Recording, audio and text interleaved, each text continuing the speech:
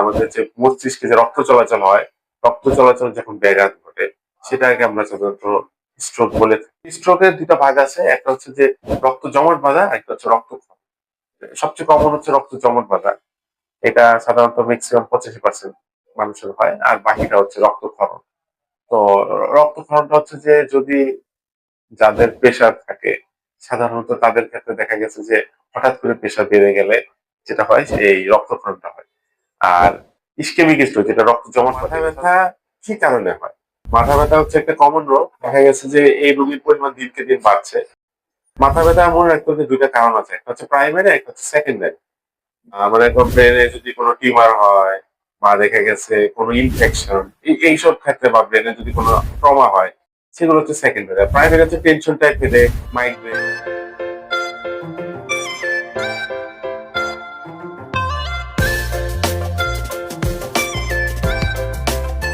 আসসালামু আলাইকুম। আমি ডাক্তার মোহাম্মদ মনসুর আহমেদ কায়সার, এমবিবিএস, বিসিএস স্বাস্থ্য, এমডি নিউরোলজি। আমি আজকে আপনাদের এই হেডেক নিয়ে কথা বলবো। মানে মাথা ব্যথা। মাথা ব্যথা হচ্ছে একটা কমন রোগ। প্রায় দেখা গেছে যে এই রোগীর পরিমাণ দিনকে দিন বাড়ছে। তারা মাথা ব্যথার কমপ্লেন নিয়ে বিভিন্ন ডাক্তারের শরণাপন্ন। তো মাথা ব্যথা কি কারণে হয়? মাথা ব্যথা মনে রাখতে হবে ২ টা কারণ আছে। একটা হচ্ছে প্রাইমারি, একটা হচ্ছে সেকেন্ডারি। সেকেন্ডারি মানে হচ্ছে যে যদি যেসব কজ মানে ব্রেনে যদি কোনো টিউমার হয় বা দেখা গেছে কোনো ইনফেকশন এইসব ক্ষেত্রে বা ব্রেনে যদি কোনো ট্রমা হয় সেগুলো হচ্ছে সেকেন্ডারি। প্রাইমারি হচ্ছে টেনশন টাইপ হেডেক, মাইগ্রেন, তারপর হচ্ছে অটোনমিক ক্যাথালজিয়া বলে। এগুলো হচ্ছে প্রাথমিক হেডেক। এছাড়া জ্বরও হয়। জ্বরে যেটা হয় সেটা সাধারণত সেকেন্ডারি হেডেক। তো হেডেকের রোগী সাধারণত কেন কিভাবে হয়?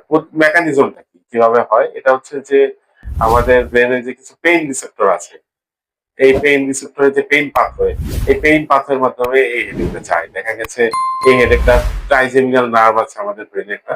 ওই নার্ভের মাধ্যমে যখন নার্ভাস সিস্টেমের যে নার্ভাস নিউরোভেসিকুলার যে পাথওয়ে, নার্ভের ভেসিকুলার ভেসেলের সাথে যে একটা পাথওয়ে, ওই পাথওয়ের কারণে দেখা গেছে আমাদের এই মাথা ব্যথাটা হয়। তো এইখানের মধ্যে সবচেয়ে কমন হচ্ছে মাইগ্রেন আর টেনশন টাইপ হেডেক।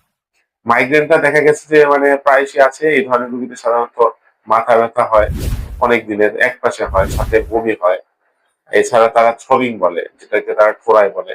এছাড়া টেনশন টাইপ হেডেক হচ্ছে যে যেখানে পুরো মাথা জুড়ে একটা ব্যান্ড লাইক একটা মাথা ব্যথা হবে এবং এই ধরনের ব্যথা সাধারণত বমি হয় না এবং এই ধরনের সাধারণত ব্যথা কালো বা শব্দে কোনো সমস্যা হয় না এবং মাইগ্রেন রোগীরা সাধারণত অন্ধকারে শুয়ে থাকতে পছন্দ করে।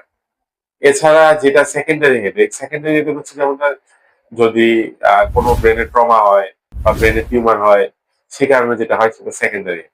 কখন আমরা একটা মানে মাথা ব্যথা রোগীটাকে জরুরি মনে করবো? যদি রোগীর বয়স ৫০-এর বেশি হয়, তারপর দেখা গেছে যে তার যদি ব্যথাটা সকালে উঠে বিকালে কমে, যেটাকে বলে রেইজড আইসিপি, মানে ভমিটিং হবে।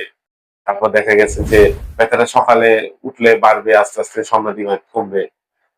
রেইজড আইসিপি সাথে সাধারণত ব্রেনের টিউমার এসব কারণে হয়। বা ব্রেনে কোনো আঘাত পেলে হয়। এছাড়া আরেকটা আছে যে সাডেন সিভিয়ার হেডেক। হঠাৎ একটা ব্যথা মনে হবে মাথায় বজ্রপাত পড়ছে। তাহলে সেটাকে আমরা সাধারণত বলি সাডেন হেডেক। মানে এটাও একটা সেকেন্ডারি হেডেক এবং এটাও হচ্ছে রেড ফ্ল্যাগ সাইন। একটা হচ্ছে ৫৫ বছরের বেশি, একটা হচ্ছে যদি ব্রেনে কোনো ট্রমা হয়, মানে যেটা সাবঅ্যাকুয়েট হিমোরেজ, সাডেন একটা ব্যথা। তারপর হচ্ছে যদি কোনো একটা পেশেন্টের মাথা ব্যথার সাথে ওজন কমে যায়, খাবার রুচি কমে যায়, তাহলে আমাকে ধরতে হবে যে এটা একটা আ অ্যালার্ম ফিচার। এছাড়া দেখা গেছে যে মাইগ্রেনের যেমন প্রতিটা ব্যথার কিছু কারণ আছে যেগুলো কারণে বাড়ে। যেমন মাইগ্রেন, মোবাইল ইউজ, কিছু খাবার যেমন চকলেট খাবার বা বেশি করে টিভি দেখা, এইসব কারণে মাইগ্রেন বা টেনশনটা বাড়তে পারে। আর হচ্ছে যে প্রতিকার হচ্ছে কি যে আমাদের ফার্স্ট এটা প্রাইমারি না সেকেন্ডারি সেটা আলাদা করতে হবে। প্রাইমারি দেখে আমরা সাধারণত ইনিশিয়ালি সিম্পল অ্যানালজেসিস দিই। এছাড়া সেকেন্ডারি প্রাইমারি যদি তার চেয়ে বেশি থাকে তখন আমরা কিছু ট্রিপটান টাইপের ওষুধ দেই। এছাড়া ইনডেভার আছে কিছু ওষুধ দেই, তবে চিকিৎসকের পরামর্শ অনুযায়ী ওষুধ। তো আমি আপনাদের কাছে স্ট্রোক সম্বন্ধে বলবো। স্ট্রোক বলতে আমরা কি বুঝি? ব্রেনে আমাদের যে মস্তিষ্কে যে রক্ত চলাচল হয়, রক্ত চলাচল যখন ব্যাঘাত ঘটে সেটাকে আমরা সাধারণত স্ট্রোক বলে থাকি। তো স্ট্রোক এটা সাধারণত ভাস্কুলার কজ। তো স্ট্রোকের দুইটা ভাগ আছে, একটা হচ্ছে যে রক্ত জমাট বাঁধা, একটা হচ্ছে রক্তক্ষরণ।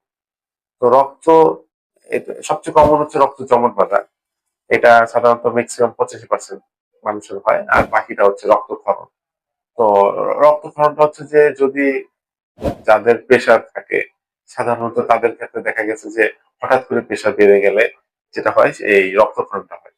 আর ইসকেমিক স্ট্রোক, যেটা রক্ত জমাট বাঁধে, এটা সাধারণত অনেকগুলো কারণ আছে। একটা হচ্ছে যে আমাদের যদি রক্ত নালীতে চর্বি জমে যায়, রক্ত চলাচলে ব্যাঘাত ঘটে, বা দেখা গেছে যে আমাদের হার্টের সমস্যা আছে, কার্ডিওএমবোলিক বলে, হার্ট থেকে কোনো একটা জমাট বাঁধা রক্ত যদি ব্রেনে চলে যায়, এটা সাধারণত দেখা গেছে যদি কারো হার্টের সমস্যা থাকে, যেটাকে আমরা অনেক সময় অ্যাট্রিয়াল ফিব্রিলেশন বলে, হার্টের রিদম ওঠানামা করে বা রিদমটা ছন্দে নেয়, তখনই কোনো একটা একটা ইমবোলা থ্রম্বাস হয়, যেটা রক্ত জমাট বাঁধে, সেটা যখন ব্রেনে চলে যায় তখন সাধারণত আহ রক্ত জমাট বাঁধা স্ট্রোকটা হয়।